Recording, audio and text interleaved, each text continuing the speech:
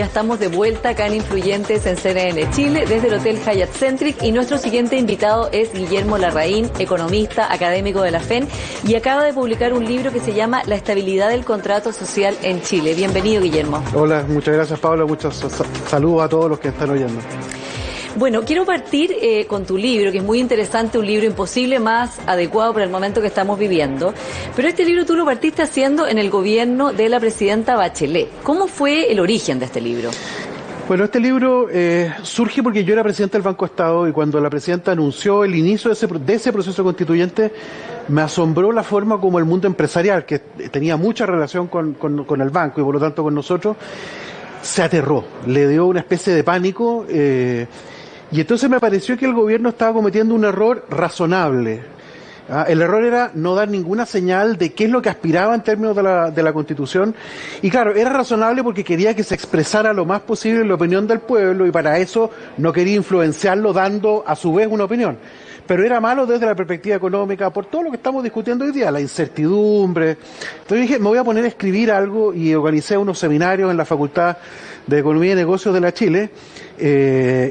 Avanzamos bastante con un par de colegas y resultó que me entusiasmé con el tema, pero como loco, me encantó, me puse a trabajar yo firme en la cuestión y el proceso, ¿tú te acuerdas? Como que se desinfló. Sí, eso te iba a preguntar, porque en ese momento, cuando la presidenta planteó el proceso constituyente, como dices tú, mucha gente o no entendió el momento, recuerdo gente diciendo que era como un fumadero de opio. Fumadero eso, de opio, ¿no? ¿te acuerdas? Claro. Y muchos empresarios muy asustados. Personas que la Constitución, empresarios por ejemplo, que la Constitución que la presidenta elaboró, en fin, recopiló, envió antes de terminar su mandato, hoy día la firmarían pero con felicidad, digamos, claro, ¿no? Claro. ¿Qué pasa en el fondo? ¿Había una aversión al cambio? ¿Cambiamos demasiado? ¿Qué hubo entre medio? Yo creo que hay mucha aversión al cambio, había mucho temor de que efectivamente se movieran demasiado los cimientos de la economía. Y yo creo que ese temor en cierta forma sigue, pero lo que ocurrió es que los cimientos se movieron solos. Claro. Y entonces hoy día como que cambiaron las condiciones sociales y políticas para producir un cambio, y a mí me da la impresión de que hoy día la Convención Constituyente para Chile representa una oportunidad fantástica, un poco lo que estábamos conversando recién comparado con las experiencias europeas, de resetear un poco las relaciones entre todos los actores del contrato social, para ir hablando un poco del libro, y en realidad iniciar un periodo largo, ojalá de 40, 50 años, donde podamos mirar con una cierta estabilidad el futuro, pero eso se fue perdiendo gradualmente en los últimos años, y el intento de Bachelet, yo creo que fue el inicio de tratar de resolver esto de una vía distinta, y no se pudo. Sí, ¿y por qué no se pudo en su momento? Yo creo que hubo mucho temor de parte del empresariado, mucha incomprensión también dentro de la propia coalición de gobierno. O sea, yo estoy dentro de la Democracia Cristiana y la Democracia Cristiana partió muy entusiasta, pero después se fue dividiendo, hay gente que le quitó un poco el apoyo. Empezó a pasar que la economía se empezó a desacelerar, empezó a haber problemas de empleo. ¿Te fijas? Entonces hubo mucho conflicto durante el gobierno de Bachelet, uno se lo olvida, pero hubo manifestaciones sociales importantes. Entonces yo creo que se confabuló todo para que se fuera postergando. Y yo creo que el gran error de Piñera fue no haber tomado ese proyecto de Bachelet, que estaba efectivamente ahí, que ya había pasado por un trabajo ciudadano muy amplio, había una cantidad enorme de cabildo, encuentro autogenerado, en fin, había mucha participación. Mucho trabajo, había habido mucha digestión de todo ese trabajo a través de mecanismos bastante sofisticados para identificar prioridades y cosas así. Y lo que hizo Piñera fue básicamente decir, ¿saben qué más? Esto fue un error, esto fue un camino, esto fue unos izquierdistas que se tomaron la agenda y no corresponde, así que volvamos a lo mismo. Y eso es lo que creo yo el país que rechazó en forma bien dramática en los últimos ya 18 meses. Y entonces el punto ahora es cómo retomamos el camino. Yo creo que estamos en condiciones de poderlo hacer, no está garantizado, pero se puede hacer.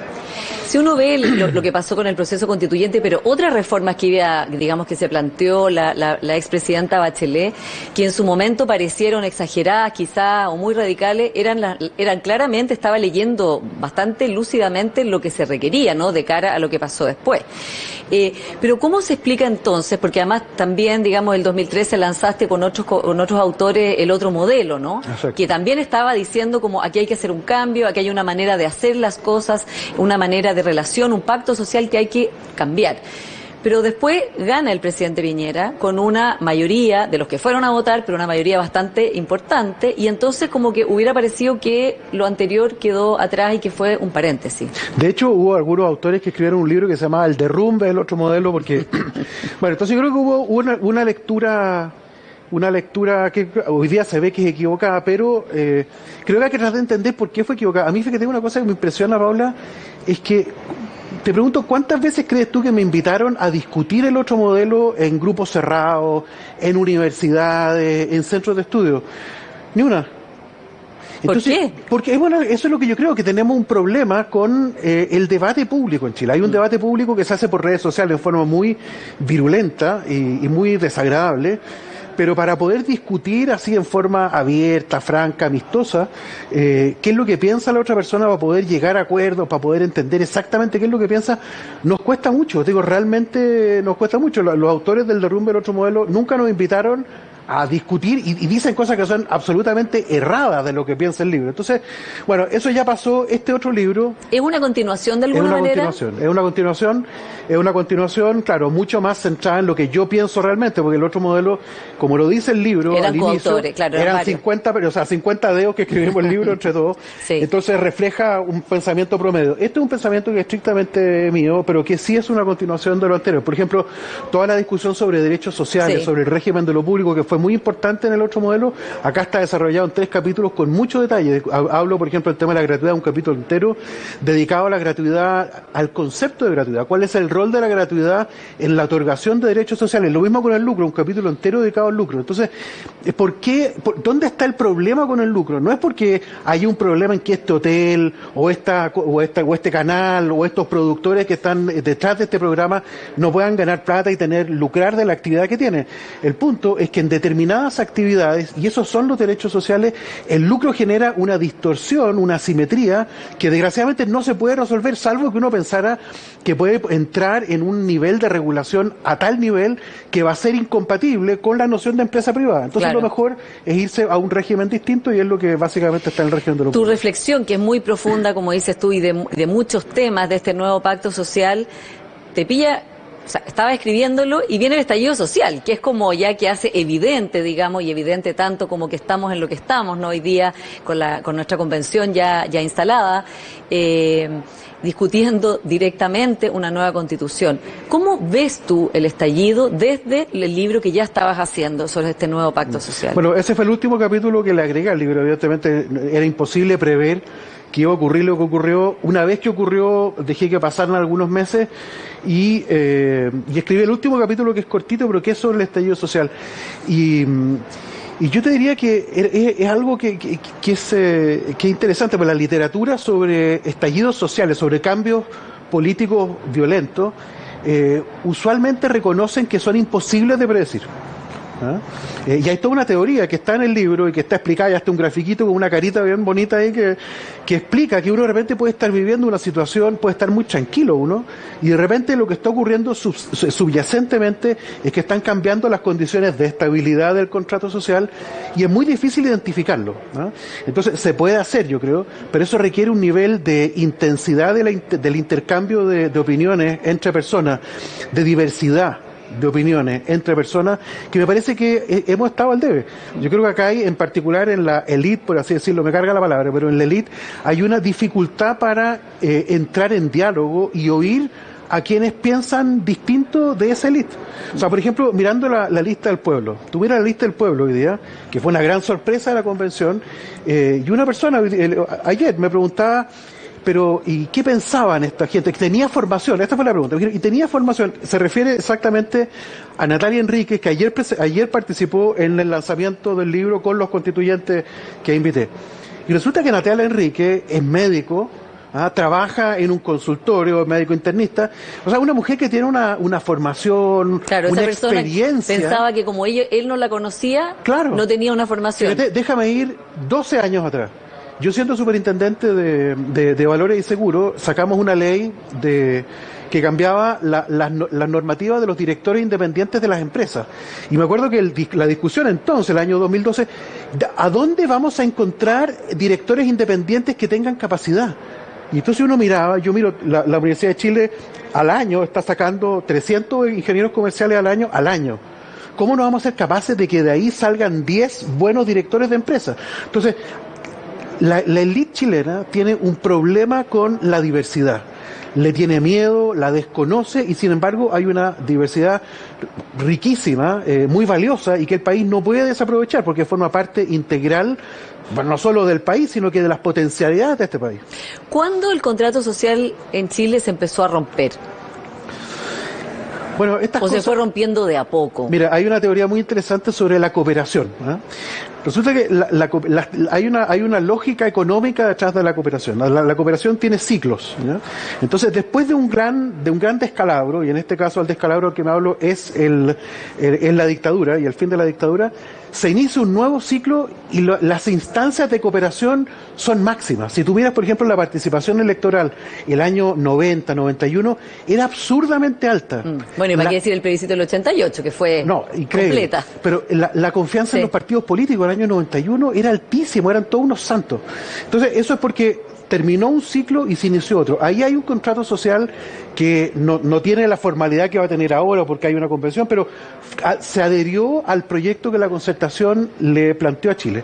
Y déjame hacer 3 observaciones sobre ese proyecto porque me parece que son importantes porque acá está bien decir que ese proyecto se acabó, pero hay que ser justo con ese proyecto. Ese es un proyecto que nace en un contexto histórico muy particular que está reseñado en el libro. El primero, el fin de la Unión Soviética. Hay que recordar que la Unión Soviética termina el año 89, el muro de Berlín el 89, la Unión Soviética el año 91, o sea, el proyecto de economía centralizada, de partido único, de control de los medios de comunicación, se desmoronó justo cuando estaba asumiendo Elwin. Un poco antes, el segundo punto, un poco antes, las experiencias heterodoxas latinoamericanas en Argentina, en Brasil, en Perú, habían sido todo un fracaso, habían terminado en hiperinflación gigantesca.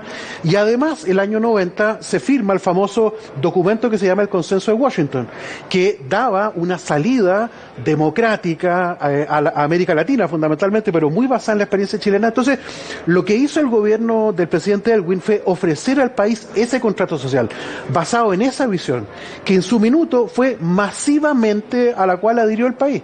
O sea, masivamente adhirió al país a ese contrato social. Entonces la pregunta es ¿por qué no evolucionó después? Y la respuesta sí está en la Constitución, porque la Constitución tiene un nivel de rigidez, un nivel de incapacidad de absorber cambios que no le hayan convenido a los herederos de la Constitución de Pinochet, que eran los que estaban satisfechos con esa forma de desarrollo.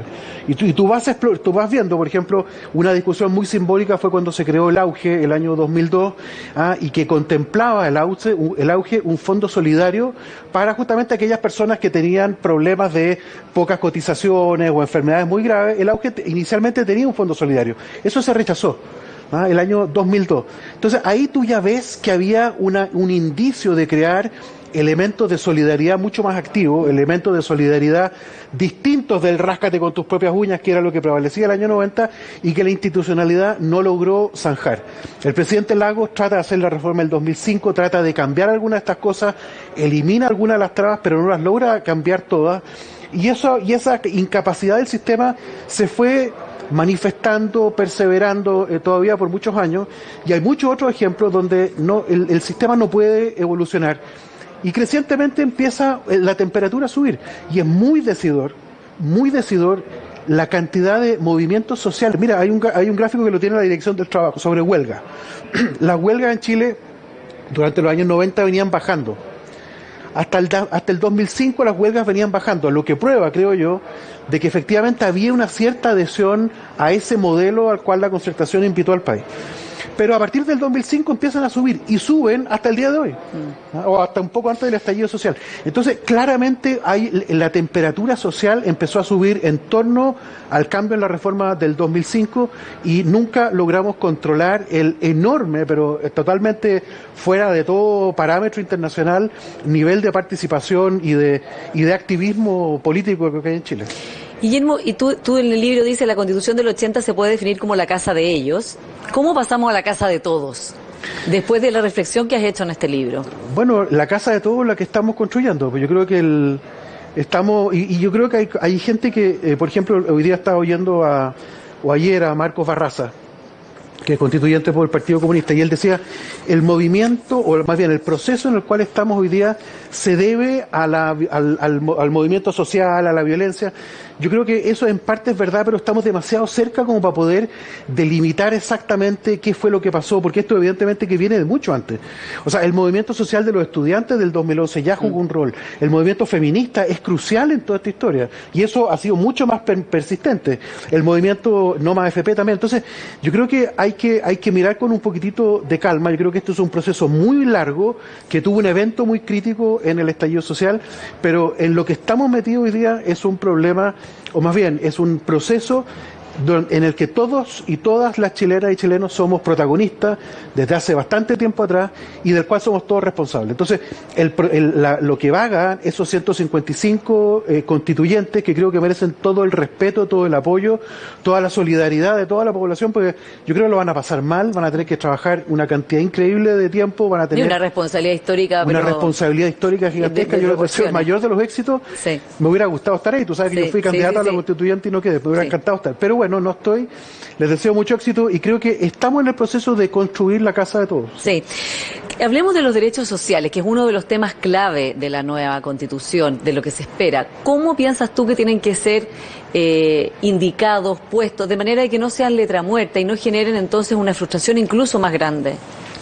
Mira, gran pregunta. Lo primero es que no se puede, una cosa que discute el libro es que el derecho social no es algo que tú puedas decir.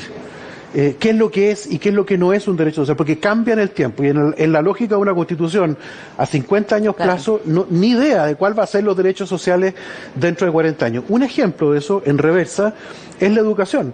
La educación no era un derecho social en Chile cuando se fundó, por ejemplo, el Instituto Nacional. Y yo cito la carta de formación del Instituto Nacional, donde dice que su objetivo es generar a la élite de la nación. Lo que pensaba era una alternativa distinta a los colegios religiosos. Aristocrático, claro. Donde estaba fundamentalmente la aristocracia, pero su objetivo no era que el pueblo se educara, era formar a la élite. Hoy día eso como que es incomprensible. Hoy día necesitamos un sistema educacional que en realidad le dé educación para todos, porque todos sentimos que es un derecho estar educados. Entonces, lo primero es no seamos demasiado prescriptivos en qué es lo que son los derechos sociales, porque va a cambiar. Y de hecho, una cosa que yo había puesto en el libro antes que se dijera, pero ya hoy día Vox Populi, a propósito de la pandemia, es que el acceso a Internet probablemente hoy día es un derecho social. Exacto, porque es una discriminación pero brutal. Por ejemplo, los niños que no tienen acceso a Internet. Eso quedó muy patente ahora. Sí. Entonces yo no puedo decirle a un niño de La Pintana, no, tú no puedes acceder al colegio porque resulta que no tienes plata para pagar Internet. Vamos a tener que generar una forma en que el niño de La Pintana y el de Lo Barnechea ambos tengan acceso a ¿cómo se llama? A Internet en este caso. Entonces, lo primero es no tengamos cuidado, porque no es obvio qué es lo que es un derecho social. Y si tú miras cómo a nivel internacional se tratan los derechos sociales, las diferencias son enormes. Por ejemplo, hay países donde el derecho a la maternidad no es básicamente un derecho social, donde la cobertura es mínima.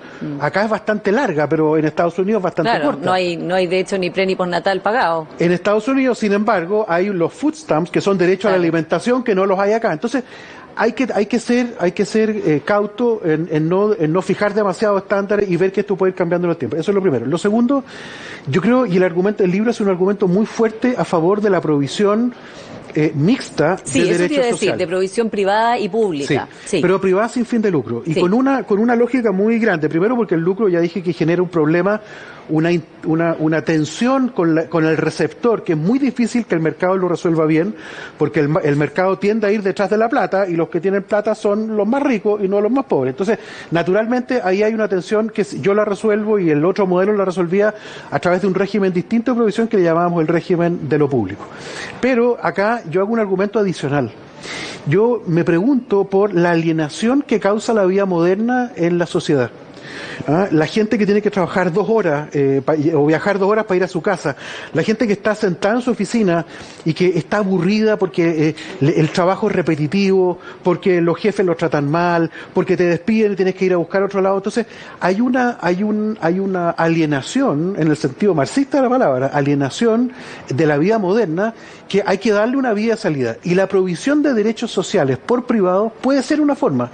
Incorporarte, por ejemplo, tú al cuidado de viejos, de ancianos, que es una población que va a ir creciendo. Ahí hay un rol para la sociedad civil brutalmente importante y el Estado tiene que promover, por ejemplo, que se creen organizaciones, comunidades donde la sociedad civil pueda hacerse cargo, por ejemplo, del cuidado de los ancianos. En educación lo mismo, en salud lo mismo. Entonces, buscar forma en organizar a que la sociedad civil activamente se incorpore a la provisión del derecho social que tiene esta virtud enorme de tener una preocupación por el otro y un ensalzamiento de tu propio destino humano, que me parece que es muy importante de resaltar. Y un tema muy complejo, pero te lo voy a tener que preguntar rápido porque se nos va volando el tiempo, que pones en tu libro, que es el derecho de propiedad y su relación con la naturaleza, que es un gran tema que va a estar en la Constitución. De todas maneras, sí. Muchos son ambientalistas. Sí.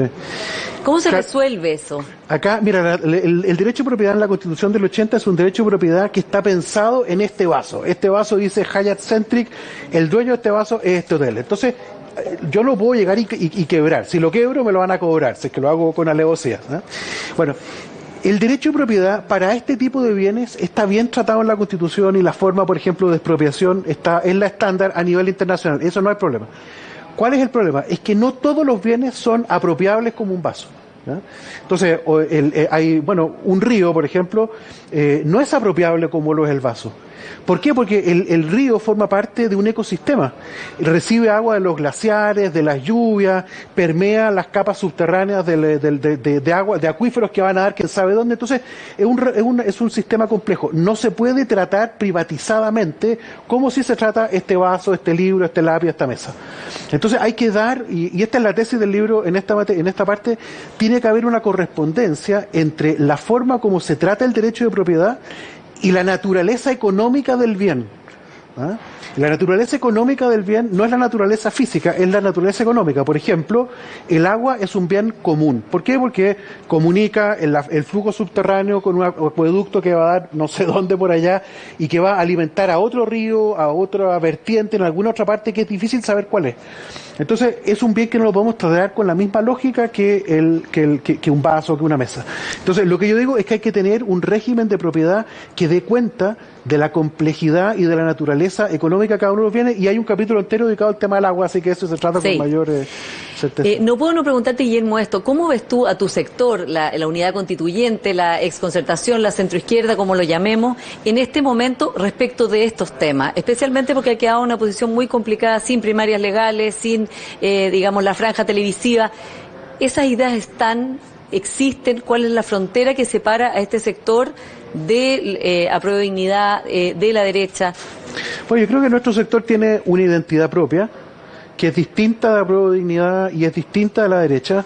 Desgraciadamente ha estado sometida a una tensión muy grande, precisamente porque, como fue protagonista durante 30 años del desarrollo de este país, como tuvo la responsabilidad de dirigir el país durante 30 años, entonces hoy día carga con las culpas o con la responsabilidad de no haber podido inducir esos cambios. Pero yo estoy absolutamente convencido de que es el sector que tiene la mayor capacidad de generar transformaciones reales, efectivas, con capacidad de gobernanza y de incorporar a todas las distintas visiones que hay en el mundo del día de hoy. Entonces yo espero que nos podamos poner rápido de acuerdo en hacer una primaria convencional entre las candidatas o candidatos que estén disponibles dentro del sector, y el debate que hagamos va a ser un debate profundamente transformador y profundamente, yo diría, tranquilizador para todo el mundo, porque esto no es solo, acá hemos hablado un poquito del miedo de los empresarios, porque no solo el empresario que tiene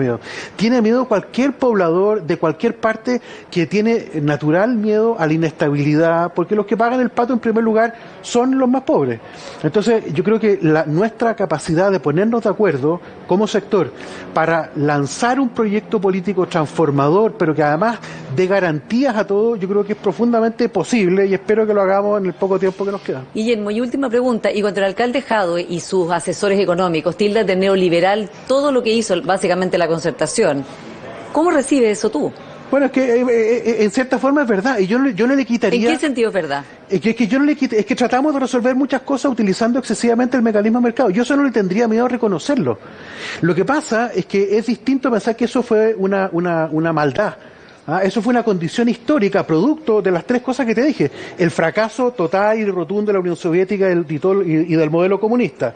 El fracaso de los modelos heterodoxos latinoamericanos, que eran la otra alternativa, y la consagración del consenso de Washington, y luego la tercera vía en Gran Bretaña y Estados Unidos después. Yo de eso no tendría vergüenza. Eso fue así, representó al país en un momento dado, y si no fuimos capaces de cambiarlo fue porque había una constitución que no lo permitía y que tuvo que haber un estallido social con su tremenda costo humano y físico, ¿no es cierto?, en materia de infraestructura, que determinó que hoy día estamos donde estamos, pero hace mucho rato que mucha gente dentro del ámbito de la exconcertación venimos diciendo que esa es una etapa que se cerró, bien cerrado está. Yo adhiero a muchas de las cosas que se hicieron en ese periodo, pero ya pasó nomás. Y ahora hay que pasar una etapa nueva.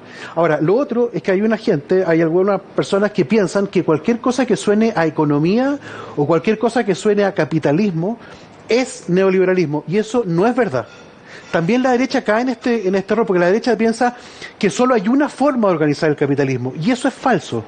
O sea, es falso desde la izquierda pensar que todo lo que suena a economía y a capitalismo es neoliberalismo, como la derecha pensar que la única forma de organizar el capitalismo es neoliberal. Eso es falso, es un error conceptual brutal, y yo creo que este libro, de alguna forma, pero junto al pensamiento de mucha otra gente, da cuenta de que es posible hacer una transformación brutal, de crear un verdadero estado de bienestar que entregue derechos sociales profundo, respetuoso de la dignidad humana, enaltecedor de la dignidad de los proveedores privados, de la sociedad civil, que en realidad son muy transformadores para Chile. Guillermo Larraín, muchas gracias por haber estado hoy día con nosotros en Influyentes. Muchas gracias, Paula, muchas gracias a ustedes por oírnos. Y ustedes